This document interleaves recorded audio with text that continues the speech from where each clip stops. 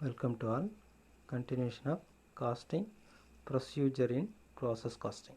Process costing procedure. Previous video lecture we have discussed about some of the advantages and disadvantages of process costing. This video lecture we have discussed about process costing procedure. So the cost of the each process comprises the cost of, so என்னென்ன ஒரு cost of the ப்ராசஸில் என்னென்ன விஷயங்கள் இருக்கும் அப்படின்னா, that is a procedure, materials, employees cost, that is mean by labour, direct expenses and overheads of production. That is a costing procedure or process costing procedure. என்னெல்லாம் இருக்கும் அப்படின்னா, ஏற்கனவே நம்ம காஸ்ட் சீட்டில் பார்த்த விஷயந்தான். That is material, labour, direct expenses, overheads of production. That's material, employee cost, that's a labor, direct expenses and overhead of production. We can discuss about one by one. First one, material. So material and supplies which are required for each process are drawn against material requisition notes from the stores. Each process for which the material issue are used or debited on the cost of material consumed on the basis of the information received from the cost accounting department. But material is very important for the products. Materials and supplies which are required for each process. So ஒவ்வொரு ப்ராசஸுக்கும் material எவ்வளோ தேவைப்படுது அப்படிங்கிறத முதல்ல requirement கேட்கணும். And drawn against material requisition, so notes from the stores. அப்போ ஸ்டோர்லேருந்து ரெக்வெஷன் நோட்ஸில் நமக்கு என்னென்ன தேவைகள், என்னென்ன ப்ராசஸுக்கு என்னென்ன மெட்டீரியல் தேவை அப்படின்னு சொல்லி ஒரு ரெக்வெஷன் வாங்கணும். Each process for which the material are used.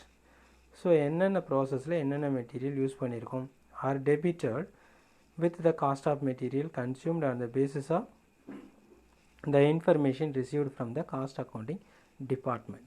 So அதை எப்படி நம்ம வாங்கியிருக்கோம், எப்படி அதை இஷ்யூ பண்ணியிருக்கோம், என்ன வேல்யூவில் இஷ்யூ பண்ணியிருக்கோம், அதை காஸ்ட் அக்கௌண்டிங் டிபார்ட்மெண்ட்லேருந்து என்ன செஞ்சுக்கணும், அந்த இன்ஃபர்மேஷனை வாங்கணும். That is material. The finished product of first process generally become the raw materials of second process. Under such a situation, the account of second process is debited with the cost of transfer from the first process and also with the cost of any additional material used in process. Already we have discussed about one process closing outputs. It should be become input for next process. ஒரு ப்ராடக்டில் ஒரு ப்ராசஸில் கிடைக்கக்கூடிய output இன்னொரு ப்ராசஸுக்கு என்னவாக இருக்கும், இன்புட்டாக இருக்கும். That's a point. அப்போ the finished product of the first process generally become the raw material of second process.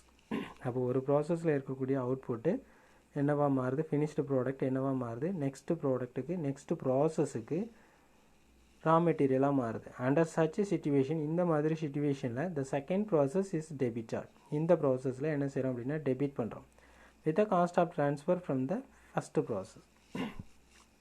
அப்போ ஃபஸ்ட்டு ப்ராசஸ்லேருந்து வரக்கூடிய அந்த அவுட்புட்டை நம்ம இன்புட்டாக மாற்றும் போது அதை என்ன செய்கிறோம், டெபிட் பண்ணுறோம். And also within the cost of additional material used in process. அது மட்டும் இல்லை, இந்த செகண்ட் ப்ராசஸில் நாம் அடிஷ்னலாக மெட்டீரியல் யூஸ் பண்ணுறதையும் டெபிட் பண்ணுறோம். So that is a material. அப்போ மெட்டீரியல் அப்படிங்கிறது ஒரு ப்ராசஸில் கிடைக்கக்கூடிய அவுட்புட்டு இன்னொரு ப்ராசஸுக்கு இன்புட்டு. அந்த இன்புட்டாக வரும்போது அந்த ஃபஸ்ட்டு ப்ராசஸில் கிடைக்கக்கூடிய அவுட்புட்டை செகண்ட் ப்ராசஸில் இன்புட்டாக மாற்றும் போது அதை டெபிட் பண்ணுறோம். அண்ட் ஆல்சோ செகண்ட் ப்ராசஸ்க்கு வேறு ஏதாவது மெட்டீரியல் சேர்த்துருந்தோம் அப்படின்னா அதையும் என்ன செய்கிறோம், டெபிட் பண்ணுறோம். That is material for the one of the process costing procedure. Then second procedure is labor. That is employee cost. Each process account should be debited with the labor cost. So ஒவ்வொரு process காஸ்ட்லேயும் கண்டிப்பாக என்ன இருக்கும் அப்படின்னா labour cost இருக்கும். Material எப்படி இருக்கோ அதே மாதிரி கண்டிப்பாக லேபர் வேணும். ஒவ்வொரு ப்ராசஸ் காஸ்டிங்லேயும் each process account should be debited. கண்டிப்பாக லேபர் காஸ்ட்டை என்ன செய்ய, டெபிட் பண்ணு. Or wages paid to labour, லேபருக்கு வேஜஸ் பே பண்ணியிருந்தோம் அப்படின்னா அதை டெபிட் பண்ணுறோம். Carrying out the processing activities. So business ஆக்டிவிட்டீஸ்க்காக அந்த ப்ராசஸிங் ஆக்டிவிட்டீஸ்க்காக வேஜஸ் கொடுத்துருந்தோம் அப்படின்னா அதை டெபிட் பண்ணுறோம். Sometimes the wages paid are apportion over the different process after selecting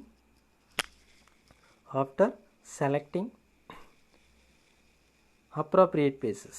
sometimes என்ன செய்வோம் அப்படின்னா வேஜஸை விகிதாச்சார அடிப்படையில் டிஃப்ரெண்ட் ப்ராசஸுக்கு ஃபஸ்ட்டு ப்ராசஸ்க்கு எவ்வளோ செகண்ட் ப்ராசஸ்க்கு எவ்வளோன்னு சொல்லி ஒரு விகிதாச்சார அடிப்படையிலும் என்ன செஞ்சுக்கலாம் பிரித்து கொடுக்கலாம். That is a material.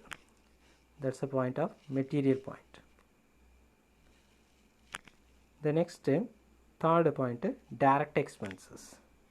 Third one is direct expenses. மூணாவது procedure, direct expenses.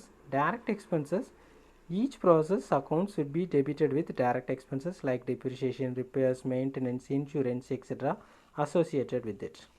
So direct expenses என்னென்ன இருக்கோ அத்தனையும் என்ன செய்யணும் அப்படின்னா ப்ராசஸ் அக்கௌண்ட்டில் டெபிட் பண்ணணும்.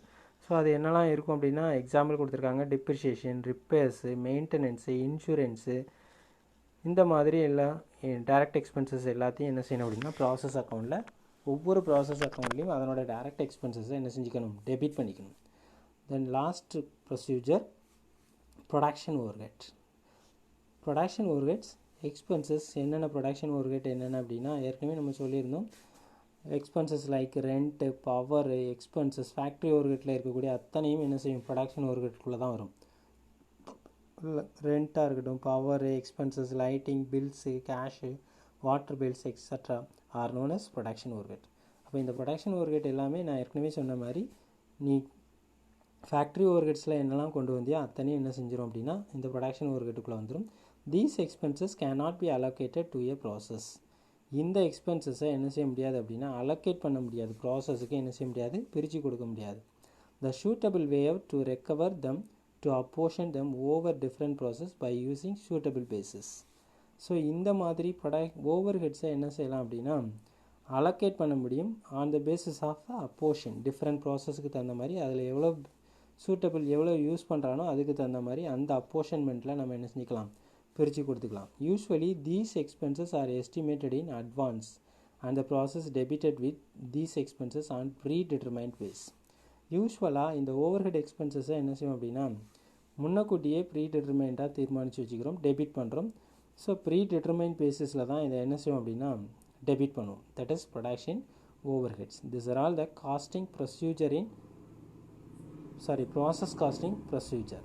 ஸோ நாலு தான் என்னெல்லாம் அப்படின்னா material, labour, direct expenses, then production overheads. Okay, thank you.